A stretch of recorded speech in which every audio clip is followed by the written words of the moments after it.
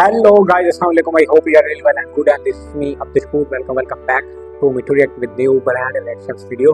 मेरे अंकल, मेरे माँ, मेरी आंटी, मेरी खाला, मेरे भाई, मेरे बाप, मेरे पत्नी, मेरे भांजे, आप सब लोगों ने ऐसा रखा है क्योंकि आपके इस मिट्टू भाई को अपनी मिट्टू रिएक्ट फैमिली बहुत ही ज़्यादा अजीज है, मुस्लिम है, प्यारी है।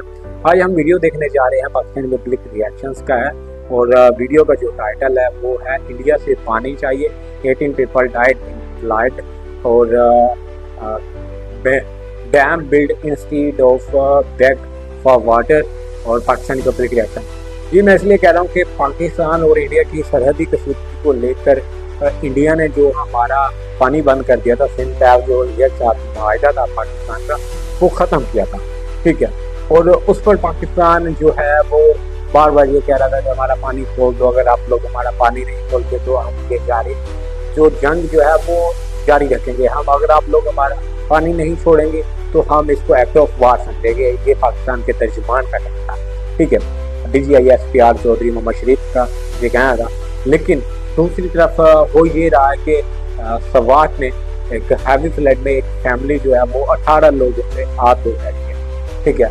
और उस पर जो मेयर सवात है उसका भी हमने थोड़ा सा इंटरव्यू सुना, उसमें बताया ये जा रहा था कि जो वहाँ पर पानी पहले नहीं आ रहा था, वहाँ पर इन्होंने सेल्फी लेनी थी फैमिलीज़ की, तो वहाँ पर फिर पानी आया और इस तरह की कुछ वो शवले मार रहा था, ठीक है। इस पर पाकिस्तानी पब्लिक है वो अपनी क्या राय रखती है वो देखेंगे और उस पर अपने रिएक्शंस भी देंगे। मगर उससे पहले आप हमारे चैनल पर नए, चैनल को अभी तक आपने सब्सक्राइब नहीं किया तो जल्दी चैनल को कर लें सब्सक्राइब, और घंटी के बेल आइकन को भी जरूर दबा दें ताकि हर आने वाली वीडियो का नोटिफिकेशन आपको जरूर मिल सके। हम इसी खुशी के साथ जाने मना रहे थे, अब इंडिया तनहा हो गया, अब चाइना भी इसको लिफ्ट नहीं कराएगा, अब ईरान भी लिफ्ट नहीं कराएगा, अब इंडिया का बेड़ा गर्क। हम इस चीज़ में खुश थे, हम अपनी बर्बादी नहीं देख रहे इन दिनों में कि हम कहाँ पहुँच गए हैं। हम आज इन 20 दिनों में, हम महीने में खुश थे कि हमने इंडिया का बेड़ा गर्क कर दिया है, इंडिया के 6 जहाज गिरा दिए, इंडिया के सबके साथ ताल्लुकात ख़राब हो गए। इंडिया के तो किसी के साथ ताल्लुकात नहीं ख़राब हुए, इंडिया के साथ तो अमेरिका के भी सही हैं, चाइना के भी सही हैं, ईरान के भी सही हैं। हम कहाँ खड़े हैं? हमें हम लोग पढ़े लिखे नहीं है ना, जितने लोग पढ़े लिखे लोग होते हैं ना एशिया में, वो सारे बाहर चले जाते हैं, ठीक है ना, वो यहाँ नहीं रहते। पाकिस्तान की, एशिया की सारी क्रीम बाहर चली जाती है, मेरे जैसे अनपढ़ जाहिल यहाँ रह जाते हैं, ठीक है। और जो पढ़े लिखे भी होते हैं वो कहते हैं सिस्टम के साथ चलो यार, अब सिस्टम के साथ चलना है, तो अकल सच बात कोई भी नहीं करता।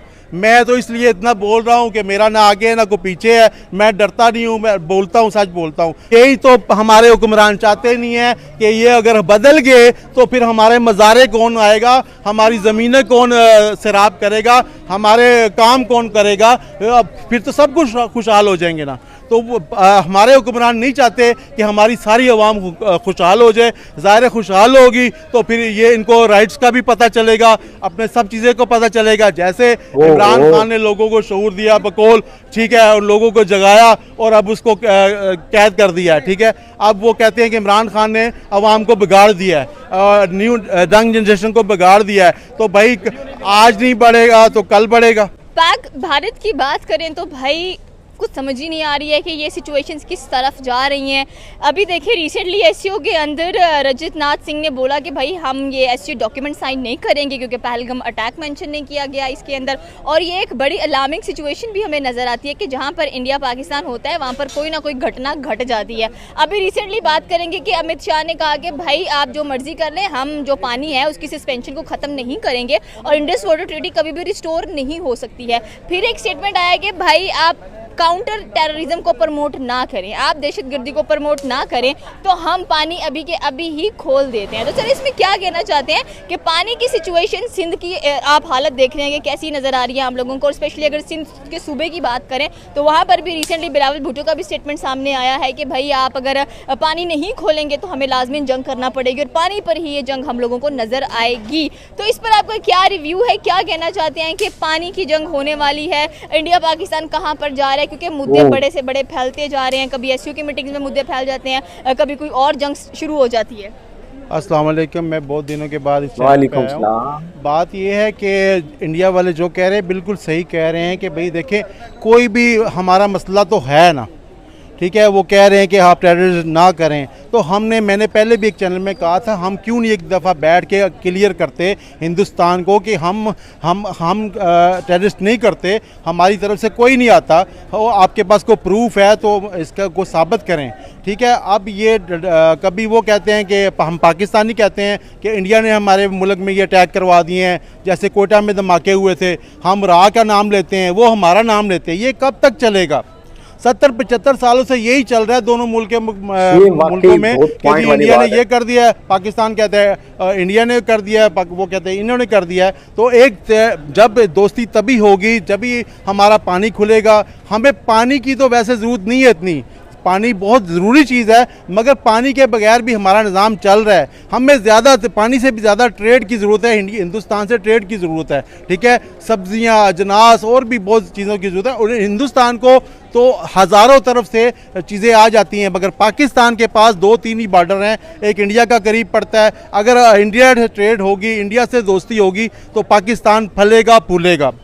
तो लिहाजा हुकूमत को चाहिए, देखें जब ईरान की इसराइल की जंग ख़त्म हो सकती है, जब ट्रंप उसमें मुदाखलत करके उस जंग रुकवा सकता है, जब इंडिया पाकिस्तान की जंग उसने रुकवाई है, ख़त्म करा सकता है, तो हमारी सुलह क्यों नहीं करा सकता? हमें क्यों नहीं एक टेबल पे बैठाया जाता? अगर हम दोनों मुल्क बैठ जाएं, ईरान भी बैठ जाए, इंडिया भी पाकिस्तान, तो ये खिता बहुत खुशहाल हो जाएगा। हमें पेट्रोल भी सस्ता मिलेगा, हमें गैस भी सस्ती मिलेगी, हमें हिंदुस्तान से भी चीज़ें सस्ती मिलेगी, हिंदुस्तान को भी हमसे नमक जाएगा, सस्ता जाएगा। तो लिहाजा अगर देखें कोई बात होती है तो बात निकलती है ना। सर ये पानी यहाँ तो सुनने में आ रहा है कि राजस्थान को मिलने वाले, जैसे जम्मू एंड कश्मीर की बात करें तो वहाँ पर ये पानी इस्तेमाल होने वाला है जो पाकिस्तान को नहीं मिल रहा, और प्रेडिक्शन भी यही की जाती है कि पाकिस्तान को जम्मू एंड कश्मीर चाहिए ही इसलिए है क्योंकि वहाँ से होकर ही पानी आगे आता है। देखें पानी के तो अल्लाह के पास बहुत रास्ते हैं, ठीक है। ज़रूरी नहीं है कि पानी हमें कश्मीर से ही आएगा, इंडिया से ही आएगा तो बंद हो जाएगा। यहाँ तो काल भी पड़ते हैं, कहत भी पड़ते हैं, कितने साल बारिशें भी नहीं होती हैं, और इतनी बारिशें होती हैं कि हमसे संभाली भी नहीं जाती हैं।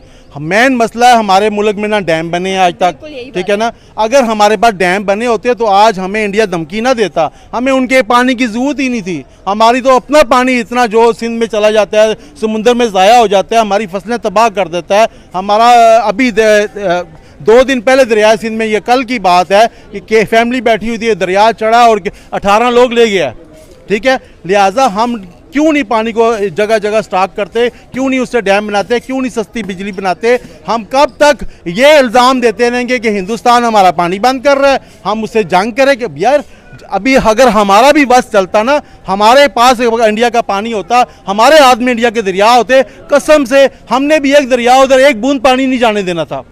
हमने भी कहना था ये पानी हम थर में देंगे, हम अपने इलाके आबाद करेंगे, हमने भी नहीं देना था। ओ हम तो सगे भाई को भी पानी नहीं देते, कहते नहीं मैं अपना लेके आया हूँ, तू खुद ही ले आ, तो हमने कैसे देना था? लिहाजा अगर वो कहते हैं भाई उनका मुल्क है, वो कह सकते हैं। तो जंग तो पाकिस्तान ने, देखें अगर करनी थी तो पाकिस्तान तो जंग करना चाहता भी है, फिर भी नहीं करना चाहता। पाकिस्तान की तो समझ नहीं आती, जंग करनी है तो इससे अच्छा मौका कौन था? अब जंग लगी हुई थी ना, एक कौम एक हुई हुई थी, अवाम का जज्बा था कि भाई इंडिया को तबाह करो। इन्होंने हमारे मुल्क में आके 24 मिसाइल मारे हैं, ये ड्रोन हमने 2 दिन करता रहा, तो हमने कब इनकार किया जंग से? हमने तो कहा जंग करो, हम भी साथ हैं, अवाम भी साथ है, या इंडिया रहेगा या पाकिस्तान रहेगा। देखिए जब मसले तभी हल होंगे, या हमारी सुलह होगी या हमारी सही जंग होगी। सुलह तो मेरे ख्याल में 77-78 साल होते जा रहे हैं पाकिस्तान को, तो आपको लग रहा है कि 78 ईयर्स या 77 ईयर्स में पाकिस्तान और इंडिया इस मुद्दे पर आए हैं, टेबल टॉक हुई है कि ठीक है कि हम आकर बैठकर बात करते हैं। आपने बोला है कि पानी के लिए हमने डैम्स नहीं बनाए, तो डैम्स का रौला तो भाई ये हम बचपन से सुनते आ रहे हैं, जब से हमने होश संभाला हमने यही देखा कि पाकिस्तान के अंदर डैम्स नहीं बन रहे। कि इमरान खान ने डैम बनाने की कोशिश की थी, अगर हम दाई बादशाह डैम की बात करें, वो डैम किधर है? देखिए वो तो फिर अंदर भी तो है ना, हम तो वो पाकिस्तान में काम करते हैं जिसमें हमारा कमीशन बने, जिसमें हम आवाम को तकलीफ़ दें। हमें पता है हम डैम से सस्ती बिजली बना के कैसे महंगी देंगे। अभी तो हमारे पास जवाज़ है ना कि हम जी पेट्रोल से बिजली बना रहे हैं, डीजल से बिजली बना रहे हैं, गैस से बिजली बना रहे हैं, और ये हमें महंगा पड़ता है, लिहाजा इसलिए हम आपको बिजली महंगी देते हैं। जब हम पानी से बिजली बनाएंगे हमारा जवाज़ ही ख़त्म हो जाएगा। लिहाजा हमने पानी से कभी बिजली बनानी नहीं है।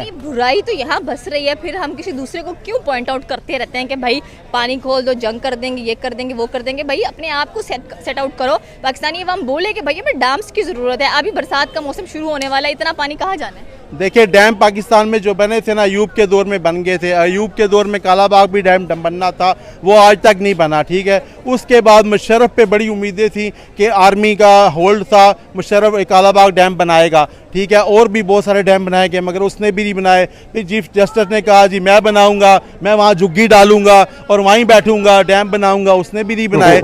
पाकिस्तानी जो हमारा कल्चर है, अशराफिया है, वो पाकिस्तान में डैम नहीं बनाना चाहती। वो कहते हैं एक ही तो हथियार है हुकूमत के पास, बिजली के बिल, हम घर हो ना हो हमारे अंदर तो बिल डाल के जाते हैं, ठीक है। बिजली एक ही तो हथियार है, गैस के बिल डालते हैं, बिजली के डालते हैं, और पेट्रोल पे जो टैक्स हमारी गवर्नमेंट ले रही है, डीजल पे ले रही है। 4-5 तो हथियार है इसके पास। अगर ये 4-5 ईरान से अगर गैस ले लेते हैं, ईरान से पेट्रोल ले लेते हैं, अगर सस्ती पान बिजली बनाने लगते हैं, फिर ये हम पे कैसे हुकूमत करेंगे?